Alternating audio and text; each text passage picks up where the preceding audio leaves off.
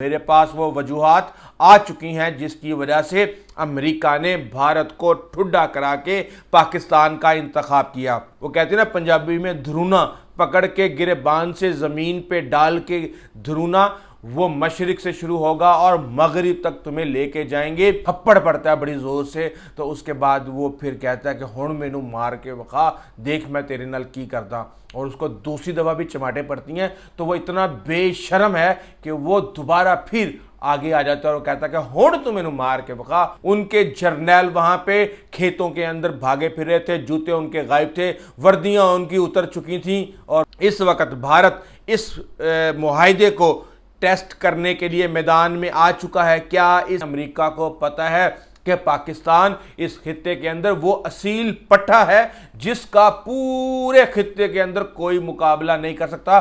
لیکن امریکہ نے کہا کہ نکل سائیڈ پہ، تو بنیا تجارت کرتا ہے۔ اور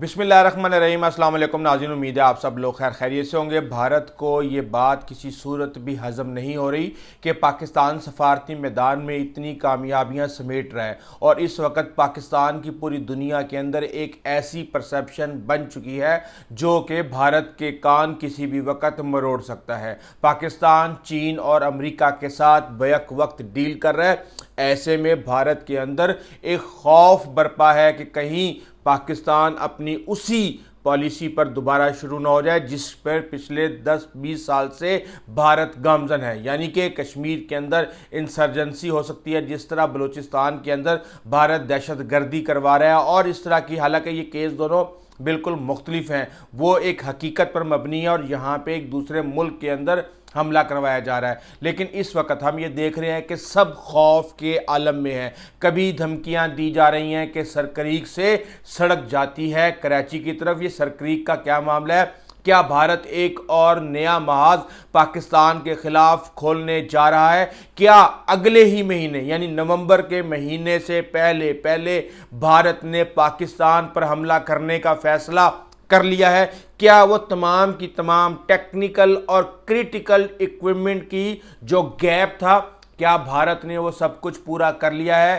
یہ کیا وجہ ہے کہ ایک ہی دن میں وزیر دفاع راج ناتھ دھمکی دیتے ہیں، پھر اس کے بعد ایئر چیف آ کر دھمکی دیتے ہیں، پھر اس کے بعد آ کے آرمی چیف جنرل اپندرا دھمکی دیتے ہیں، اور دھمکیاں بھی کوئی عام نہیں، بات کر رہے ہیں وہ پاکستان کی تاریخ اور جغرافیے کو مٹانے کی۔ اب یہ بیانات حقیقت سے زیادہ فلسفی اور خوابوں پر مبنی نظر آتے ہیں، تو پھر ایک دم سے خیال آتا ہے کہ بہار میں الیکشن ہونے والا ہے، لیکن اس کے ساتھ ہی جو عالمی تجزیہ کار ہیں وہ یہ بتا رہے ہیں کہ اس وقت بھارت کی تکلیف بہت زیادہ اور گہری ہے، اور وہ گہری تکلیف اس کو اس بات پر مجبور کر رہی ہے کہ جو اس نے اپنی عزت کا جنازہ مئی میں پاکستان کے ہاتھوں نکلوا لیا ہے، اگر وہ اس کو بحال نہیں کرتا تو بھارت کی پوری دنیا کے اندر کوئی عزت اور اوقات نہیں ہوگی،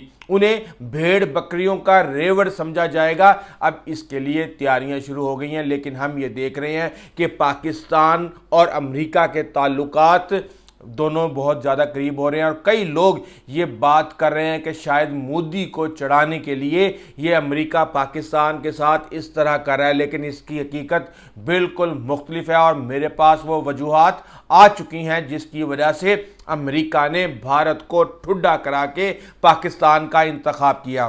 اور گودی میڈیا اس وقت بھارت اور پاکستان کی جنگ کو تقریباً شروع کروا چکا ہے۔ اس جنگی جنون کا مقصد کیا ہے؟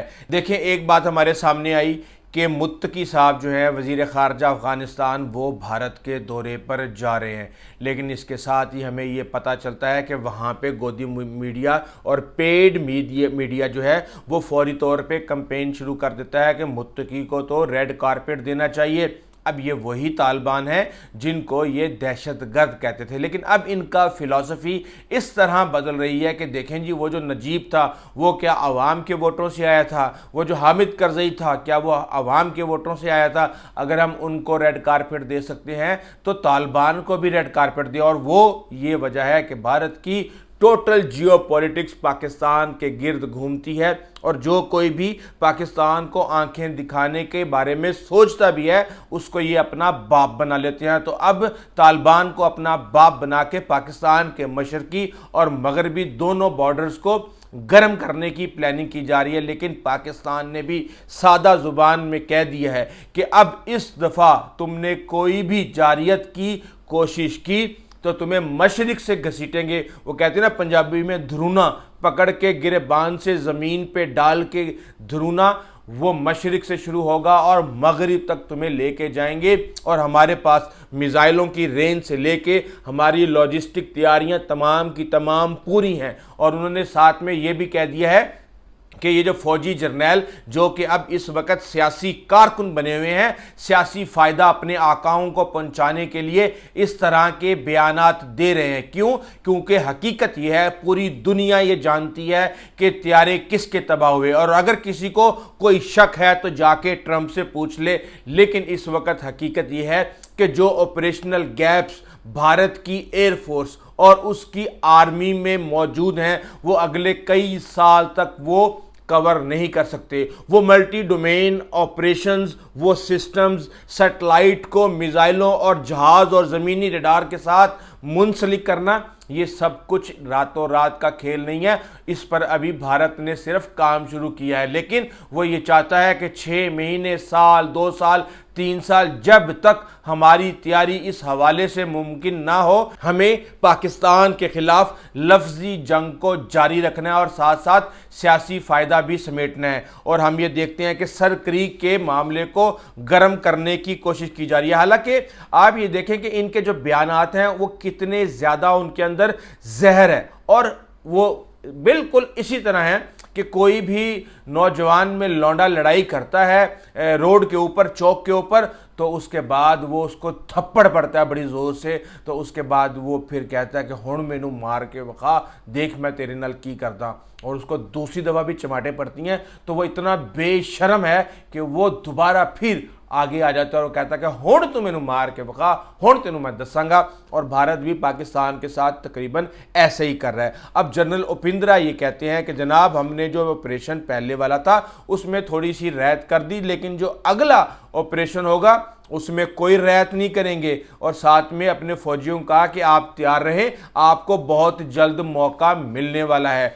एयर चीफ ये कहते हैं कि पाकिस्तान के F-16 भी उड़ा दिए, F-17 भी उड़ा दिए, और वो फिजा से ही जिन भूत लेके चले गए और पूरी दुनिया में किसी को बशमूल पाकिस्तान को पता ही ना चला कि ये तैयारे किस तरह और कैसे तबाह हुए हैं।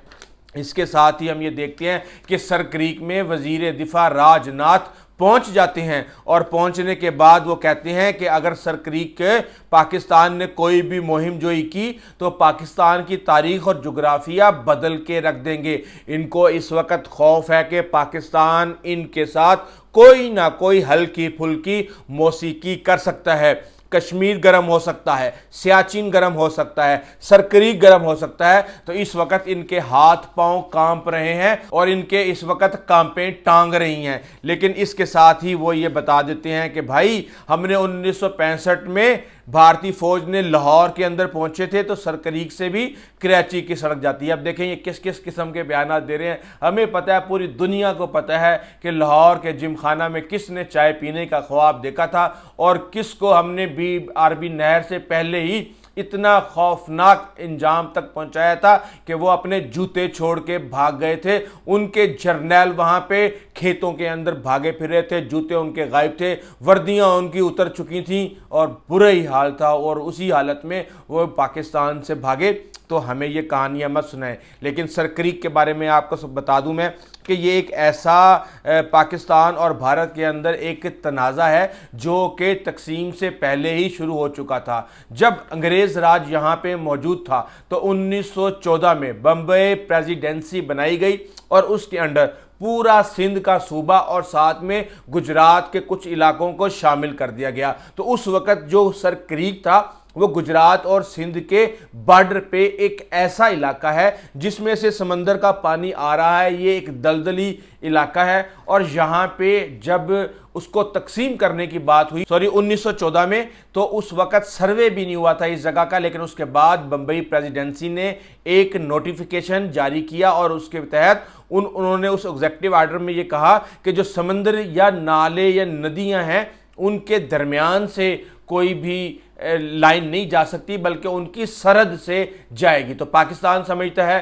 کہ وہ جو گرین لائن ہے وہ ایک ایکچول سرحد ہے, جبکہ بھارت یہ سمجھتا ہے کہ بالکل ندی کے درمیان میں سے جو ہے سمندر کے درمیان میں سے جو لائن لگائی جائے, اور وہ انہوں نے اپنی ایک ریڈ لائن بنائی ہوئی ہے. اور اس کے اوپر ہم یہ دیکھ رہے ہیں کہ بہت زیادہ پھڈے بھی ہو چکے ہیں ماضی کے اندر, اور اس سے پاکستان کی بلیو اکانومی, وہاں پہ منرلز, وہاں پہ گیس کے ریزروائرز, ہر چیز کے اوپر اگر ہم یہ حق ان کو دیتے ہیں تو پاکستان کا حق اس سے متاثر ہوتا ہے. اور اب اس وقت بات یہ ہے کہ سعودی عرب کے ساتھ جو معاہدہ پاکستان کا ہوا ہے کہ ایک ملک کے اوپر حملہ دوسرے ملک پر حملہ تصور کیا جائے گا, تو کیا اس وقت بھارت اس معاہدے کو ٹیسٹ کرنے کے لیے میدان میں آ چکا ہے؟ کیا اس اسٹریٹجک معاہدے کو ٹیسٹ کرنے کے لیے بھارت اس وقت کوئی نہ کوئی شرارت کرے گا اور اس معاہدے کو پوری دنیا کے اندر مذاق بنانے کی کوشش کرے گا؟ تو آپ اس بات کا اندازہ لگا لیں کہ یہ معاہدہ پاکستان کی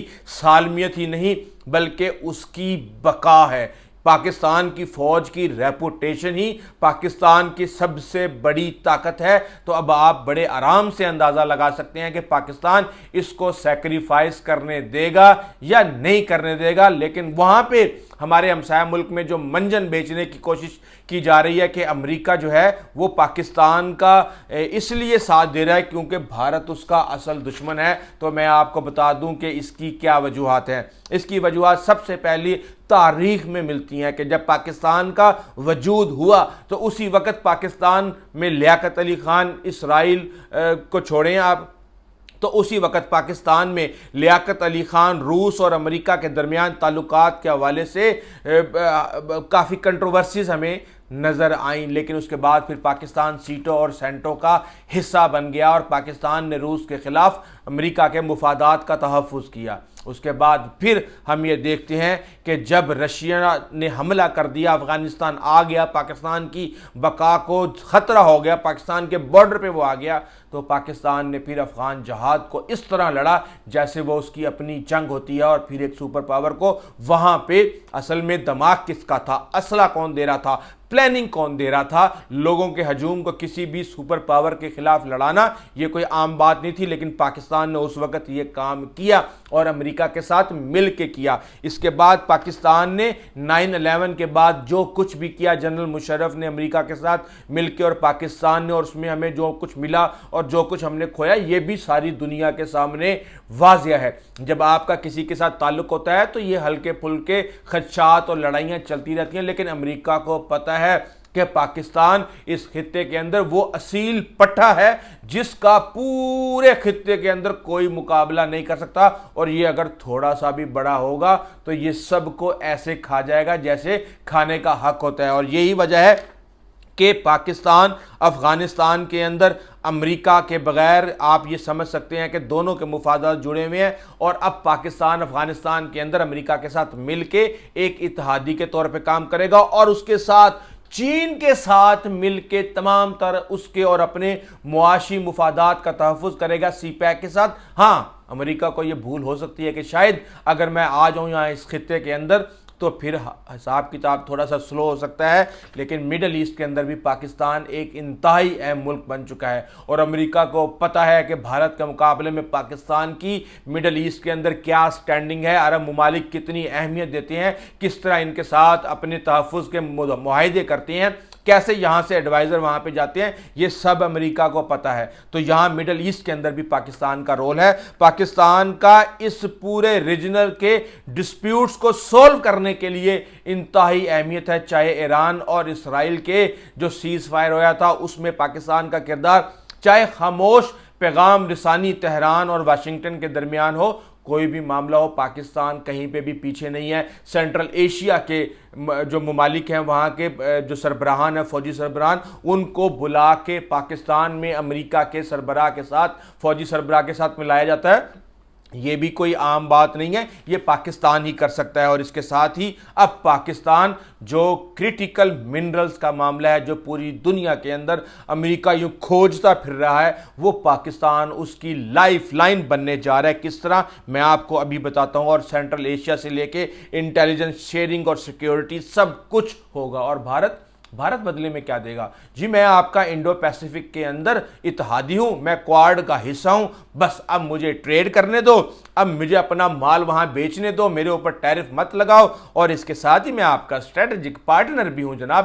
میں یہاں پہ کوئی گنڈوں کی یا ڈاکوؤں کی کشتیاں وشتیاں آئیں گی سمندر میں تو میں ان کو بھی روکوں گا جناب، بس میری سروسز لیں۔ لیکن امریکہ نے کہا کہ نکل سائڈ پہ تو بنیا تجارت کرتا ہے اور ہر چیز کے اوپر اتنا سختی سے اپنے مفادات کا تحفظ کرتا ہے، اس طرح کے لوگوں کے ساتھ ہم تعلقات نہیں رکھتے۔ اور پھر ہم یہ دیکھ رہے ہیں کہ اس وقت باتیں یہ کی جا رہی ہیں کہ پسنی کے اندر پاکستان اپنی ایک بندرگاہ امریکہ کو دے رہا ہے جو کہ بی او ٹی کے مطابق ہوگی، بلٹ آپریٹ ٹرانسفر، اور وہاں سے آپ کریٹیکل منرلز کی تجارت کر سکتے ہیں۔ یہ ایک بہت ہی بڑی ایک اسٹریٹجک موو ہے کہ جب امریکہ اس خطے کے اندر آئے گا تو پھر دیکھیں گے کہ ان کے اوپر کون حملہ کرتا ہے۔ وہی حملہ کرتے ہیں جن کے سربراہان خود امریکہ اور یو کے میں بیٹھے ہوئے ہیں، تو سارے کا سارا پول کھل جائے گا اور چیزیں آپ کے سامنے آ جائیں گی۔ اس وقت پاکستان امریکہ کی لائف لائن بنا ہوا ہے اس خطے کے اندر،